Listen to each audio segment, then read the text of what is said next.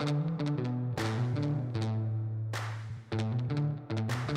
everyone, and welcome to the Icon Church Leadership Podcast. My name is Ilona. I'm the Operations Director at Icon, and I'm here with Justin Anderson, our lead pastor. And we are back in Season 2 on relational practices. Again, if you've missed any of the previous episodes, we encourage you to go back and listen. We are following our sermon series on a rule for life, finding peace in an anxious world. And so this week we're digging into another spiritual practice, and this time talking about the fact that peace needs a rhythm, fasting and feasting. So Justin, talk to us a little bit about why that rhythm is so important. Yeah.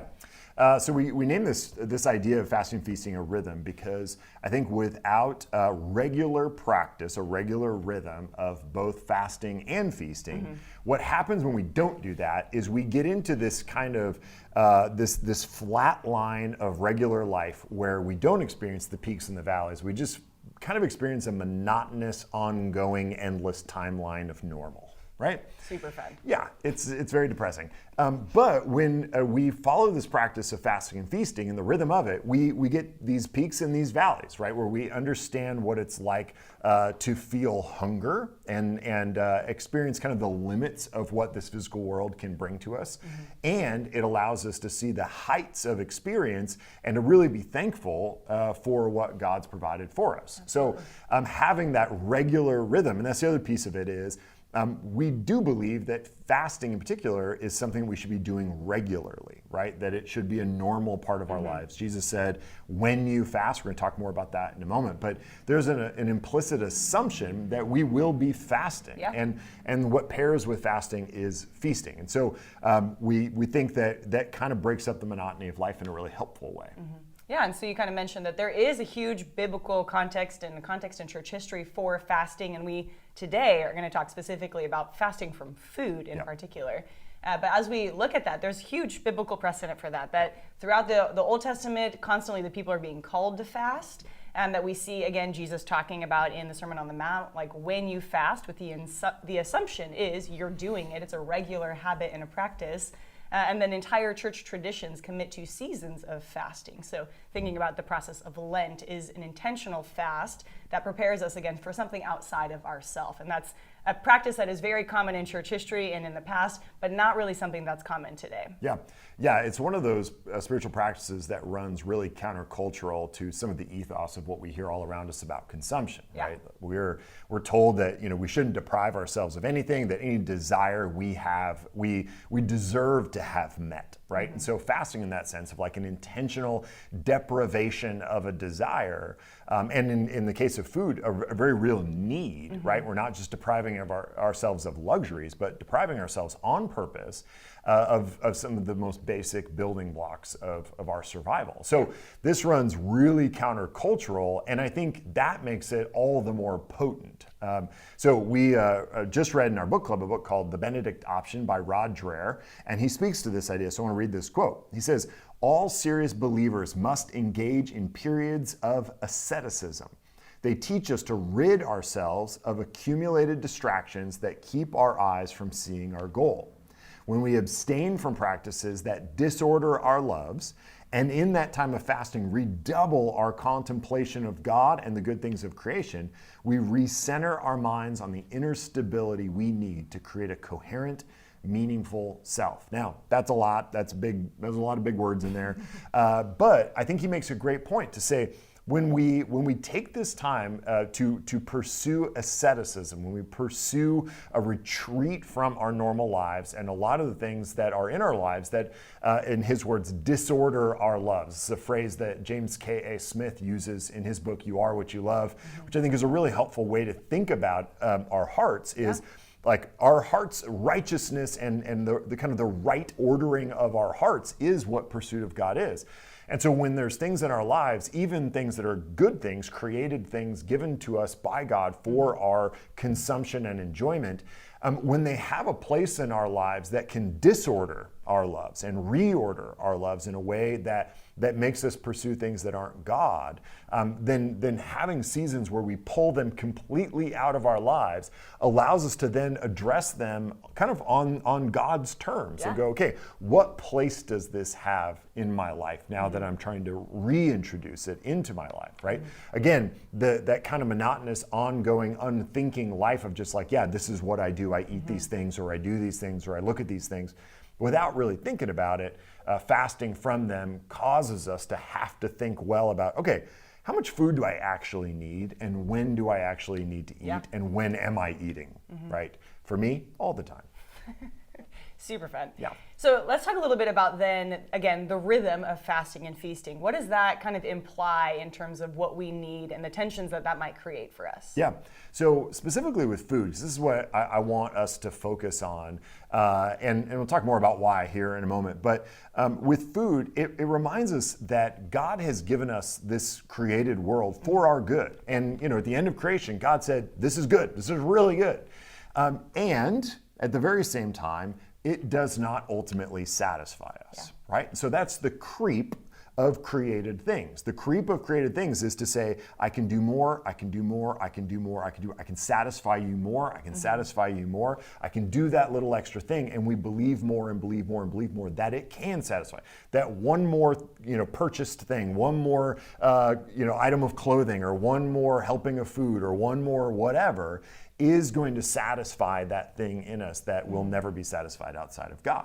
So, fasting and feasting paired together, that rhythm allows us to say, no, there are limits to what God's created world was ever intended to do for us, and it also is something to be enjoyed and that was given to us for our good. So that rhythm allows us to say both of those things at the same time, but not ever one or the other completely. Not to just completely throw away the things of this world and go, that's all evil, which would not be what God's taught us at all, or to over rely on those things, right? So Jesus says after coming out of a time of fasting, like, man does not live on bread alone, and that's true, but we do still need bread. Yeah. Gluten-free bread in my case, but bread nonetheless. Tasty sourdough.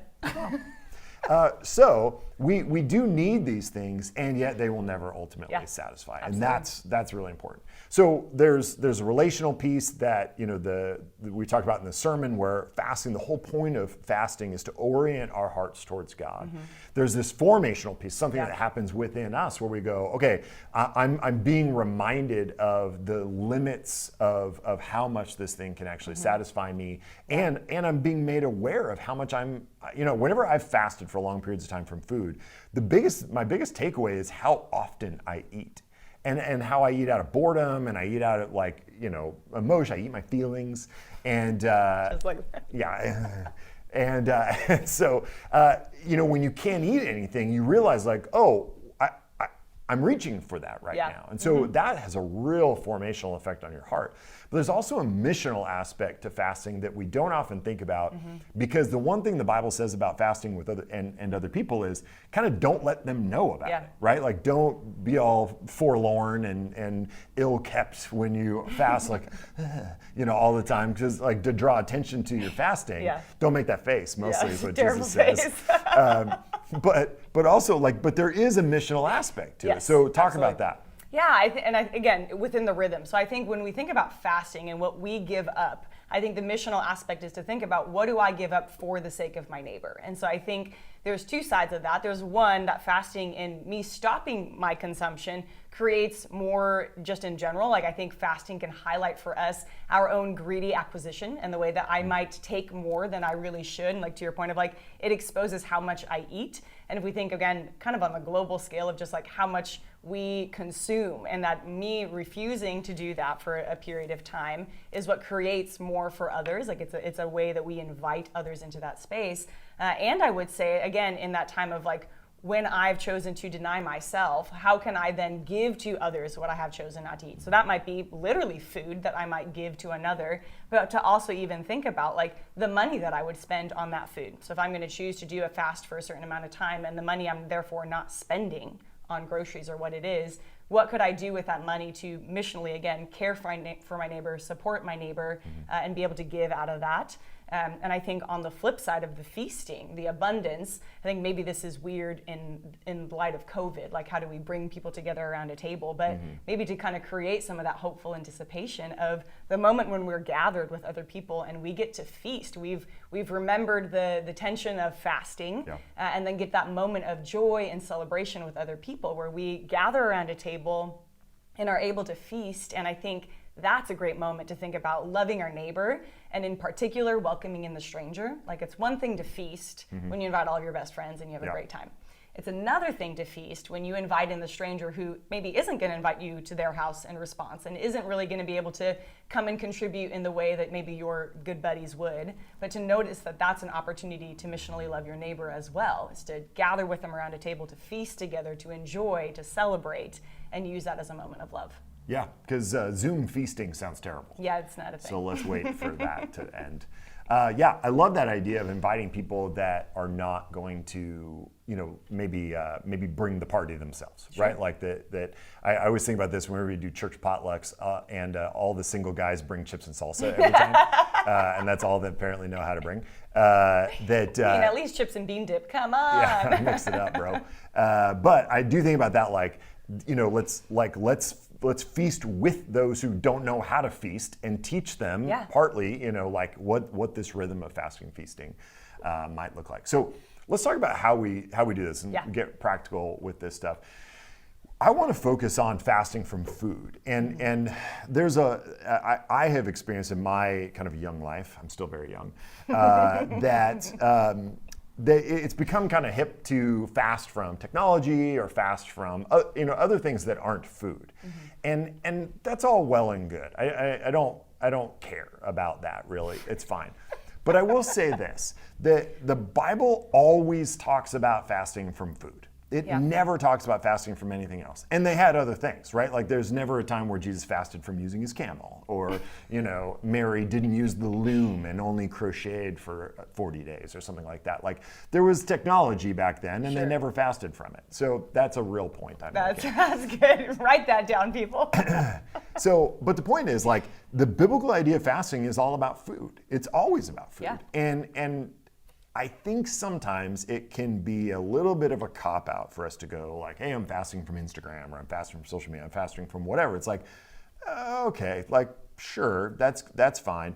But fast from food, and you will experience a real difference between those things. And so I want to challenge us to fast from food, and food specifically, because not just because it's biblical, and not because, I honestly, because I think it gets at that real spiritual hunger, the body and soul and heart together, it taps into something at a much deeper level than everything else does. So I want to talk about some specific fasts in the Bible that we see. One is what they call the absolute fast, and that's everything. No food, no water, nothing. And for the most part in the Bible, that doesn't happen for more than 3 days. And I think that's smart, because you'll die. And just kind of like a basic human need. Yeah, and we're trying to grow as a church, and so if y'all start dying, that'd be really bad. That'd be bad. So let's not do that. So there are 2 times where there was absolute fast for 40 days, but those are clearly like supernatural kinds of things. But for the most part, those absolute fasts are 3 days max. And again, the disclaimer on all of this is if you have some sort of medical condition that prevents you from fasting from food, don't fast from food. Okay, don't do that. But if you can, I think you should. So one is the absolute. The second is the normal fast, which is the vast majority of the time that the Bible talks about fast, which is no food and only water for a significant amount of time. And I think that's a really hard way to do it, but I also think it has great power to it.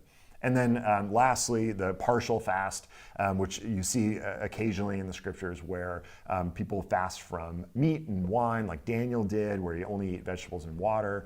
Or later, in I think it's Daniel 10, talks about how he refrained from eating kind of the delicacies of the king's table and wine. So there's ways in which we can do it. But I think really severely limiting the amount of food we take in for a long time, for more than just one meal or something like that, has a real transformative effect. And at the risk of being the guy who talks about the fasting he's done, I'm going to talk about some of the fasting I've done. I have done 2 40-day fasts where they were liquid-only fasts, no solid food. I permitted myself 1 protein shake a week. Otherwise, it was juice and soup broth. And I did it twice. And I would say it was 2 of the most important 40-day seasons of my life. The first one was the first 40 days of dating my now wife, Emily, which was, one, looking back, kind of a dramatic way to start a relationship. Understatement of the century. Puts a bit of pressure on it.